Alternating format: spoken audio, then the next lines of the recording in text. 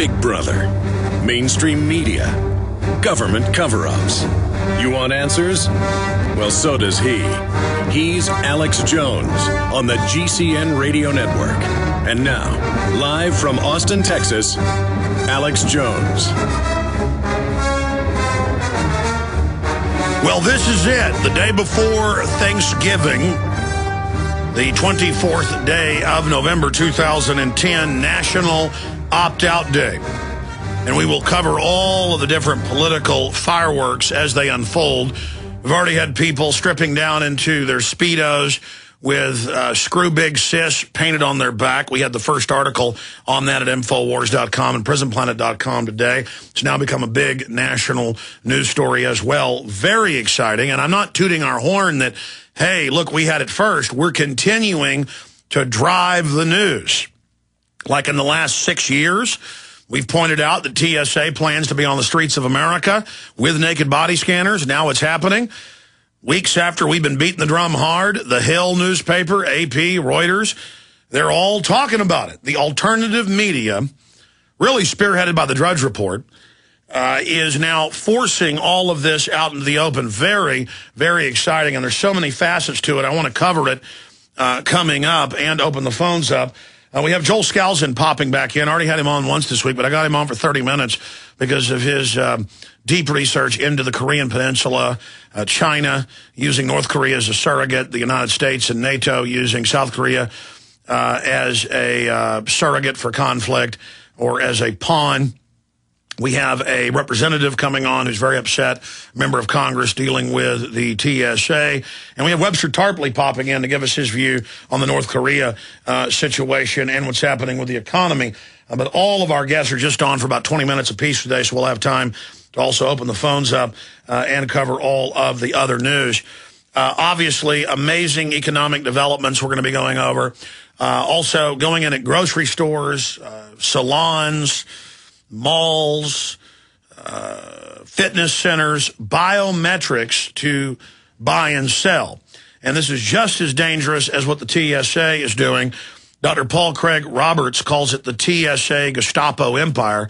And that's what it is. It's a minimum wage Gestapo by the feds who are above the law and operate outside of common law, the Constitution, and Bill of Rights. That's exactly what's going on. So we'll be covering that report as well. But there's a lot of different facets to this TSA. There's the fact that if anybody else did this, they'd be arrested. There's the fact that they're not above the law. There's the fact that it's unsanitary. There's the fact that it doesn't protect you and that the borders are wide open. There's the issue of all the scientific polls show between 60 and 90+%. It varies against this. And I see that in public opinion on the street. Plus, it's unconstitutional, so it doesn't matter if 99% were for this. You still can't do it. But it just so happens the public's with the Constitution. But we've seen this hoax from Brian Williams on NBC. I was on Mancow this morning. He was playing the clip of it, saying 98% in their poll agree with it. But all the other polls, like Zogby, are 61% totally opposed. Reuters, 96% opposed. I mean, you hear it on talk radio. Liberal, conservative, doesn't matter. Almost everybody calling in. Maybe 15 callers out of one. I was listening to local radio this morning, off and on all morning. And you might go 20 callers, because, these shows are call-driven. I was listening to 590 to their morning show with Mark, Ed, and Sergeant Sam. And then I was listening to the show, came on after that, and they'd go 15, 20 calls for one person called in who agreeing with it. And the people that agreed with it could hardly talk. They were just like, I think it's safe. You gonna let terrorists get, we gotta do, it's like you go to the doctor and they touch you in ways you don't like to find out if you got prostate cancer. The one guy who was for it sounded like Porky Pig and couldn't string sentences together. Childlike mind. Probably had a 75 IQ. No kidding. I'm sorry, he's probably calling from a government home or something. I mean, it's a lie that 98% of people agree with this, and we all know it. So that goes to the media. But I'm going to get into North Korea situation first, the economy, then the TSA, your phone calls. It's all coming up on this opt-out day. Maybe I'll cover TSA first when we get back. I'm pretty fired up about this. What about you? 0365. From his Central Texas Command Center, deep behind enemy lines, the information war continues. It's Alex Jones and the GCN Radio Network. It is National Opt-Out Day for many. For many others, it's No-Fly Day. AAA Motor Club estimates that there are going to be millions of additional cars on the road than what they saw last year because of surveys they've put out to their members who are avoiding aircraft. So you've already seen a $9+ billion a year, the Department of Transportation estimates, decrease in tourism to this country, estimated to be $40 billion this year. Tourism is down by right at a third what it was in 2006. No one wants to come here.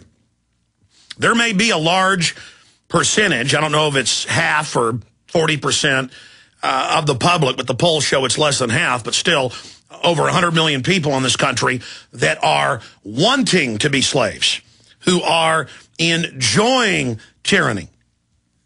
But the rest of us are sane and recognize what this is, and the rest of the world sees it. Meanwhile, who watches the watchers, the TSA people, the other airport employees?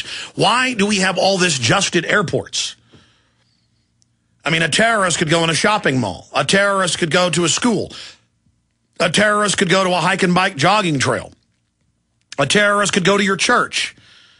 Well, the federal government says that's right. And Big Sis is in the news today saying they do want body scanners basically everywhere. Just minimum wage people. This is the new economy. This is the new service economy. Prison, surveillance, face scanning cameras, minimum wage goons. And I'm not against people that are overweight. I'm a bit overweight myself. But is it part of the TSA uniform that you've got to weigh 400 pounds and be pear-shaped? I mean, is that a rule that you have to look like the Stay Puft Marshmallow Man? I mean, if I went and applied and I only weigh 235 pounds, down from 265 a few years ago, I need to be about 200. And they said, sorry, Mr. Jones, you only weigh 235 pounds. You got to put on about 160 pounds, and then we're going to make you a commander. I saw another report I forgot to print. Will you guys print me the Atlanta Journal-Constitution? TSA employee kidnaps woman, attempts to commit suicide. I mean, I see these reports every few days. They're molesting some child or kidnapping people. He was a behavior identification specialist. These guys on power trips looking you in the eye like they've been, given a degree by the federal government out of a Cracker Jack box now, and they're the great Karnak from the fame of the Johnny Carson Late Show, and they can magically tell. And I've seen their training manuals. They're public. Is someone sweating? Does someone look irritated? Oh, yes. You might have heartburn. You might have been rushing to get to your gate. You may be thinking you're about to miss your flight. You may have a crying child with you. You're sweating. You look upset. Oh, now we're going to pull you out of line. It's part of this mass absurdist, mass delusion, mental illness that everyone could be a terrorist. It's the perfect enemy, this foggy, shadowy enemy that can never be defeated, and everyone is suspect, and totally, total police state is the only thing that can keep you safe. And then meanwhile, it's the government staging the terror, of course. You ever think of that? Who's behind the terror? Who's taking your rights? Who stands to gain from this? And then when you go research it, guess who it is? Big Brother. Big Brother staging the events. Hartsfield TSA worker allegedly abducts, assaults woman. And it says that he is a behavior detection officer. And generally, I've seen these guys. They're the ones staring at you. You got to weigh 600 pounds to be one of those. It's kind of like a hierarchy. They may actually start like having giant motorized tanks for these self-propelled stomachs. And perhaps he'll like roll in, those folks that can't walk. Maybe they weigh 1,400 pounds, and that'll be the head of the TSA. In fact, I think the head nationally shouldn't be Pistol. Pistol looks like he's like Chertoff, about to starve to death. We probably need a 1,200, 1,400 pounder.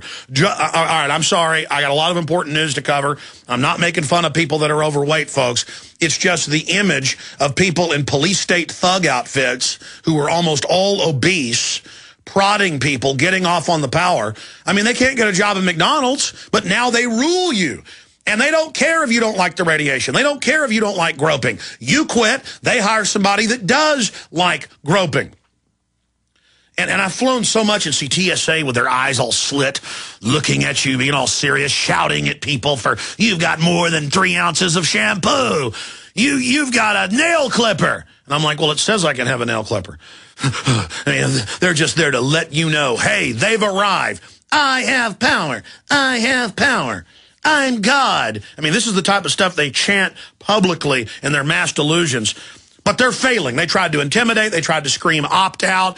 They admit that they grope you to humiliate you. They've pulled off the urology bags, the colostomy bags, the artificial breasts, women who've had mastectomies from breast cancer. They've stripped the 3-year-olds. And I heard local talk radio going, they've only searched about 12 kids, just made up. I saw them search 30, 40, 50 babies when I was in Santa Rosa a month ago. Excuse me, San Jose. I was also in Santa Rosa, but I flew out of San Jose. That's all they were searching was women and children. That's all. Because they know they'll submit. They're getting their quota of slaves run through. All right, I'm already ranting, and I got a bunch of guests coming up, but I need to get to the news here. Let's just get into the news. Okay, and this is more of this is coming up with Joel Scalzo and Webster Tarpley, and we have a congressman joining us as well today. China, Russia quit dollar. This is out of the China Daily, the big Chinese government mouthpiece. St. Petersburg, Russia, China and Russia have decided to renounce the U.S. dollar and resort to using their own currencies for bilateral trade. So they've made the move. They've already been creeping away from the dollar, but to accelerate it, said the Chinese premier and his Russian counterpart, Vladimir Putin, announced late last night. Chinese experts said the move reflected closer relations between Beijing and Moscow and is not aimed at challenging the dollar, but to protect their domestic economies. Yeah, because the globalists, the Federal Reserve, is devaluing the dollar. People think of this as Russia, China against the U.S., and they're certainly, criminal organizations by and large as well. It's that the offshore corporate global government has been using the U.S. as its engine and is now devaluing the dollar, which all these countries hold. And so they're just making the move to start getting away from it, which is a smart move because they're accelerating the monetization of the debt, the devaluation of it. The last people to figure this out will be American yuppies. That 6% or whatever in the real polls that are like, I like them sticking their hand down the pants. Keep me safe. Chinese experts said the move reflected closer relations. The two countries were accustomed to using other currencies, especially the dollar, for bilateral trade. Since the financial crisis, however, high-ranking officials on both sides began to explore other possibilities. And so they say they're ditching the dollar for their bilateral trade of natural gas, raw materials, back and forth. So big problems there. But bankers don't care. They've got their power, and that's what matters, and they hate America, so this is a big enjoyment for them. List of problem banks grows despite solid net income.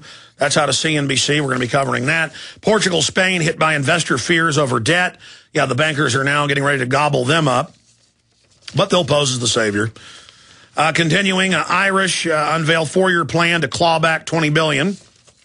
Ireland plans to reduce spending by 20%, raise taxes, and rescue talks climax. Now, notice, they mean cut spending for services and raise taxes to give everything to the bankers. They're not going to cut overall spending. They're going to increase spending, but it's just going to go offshore.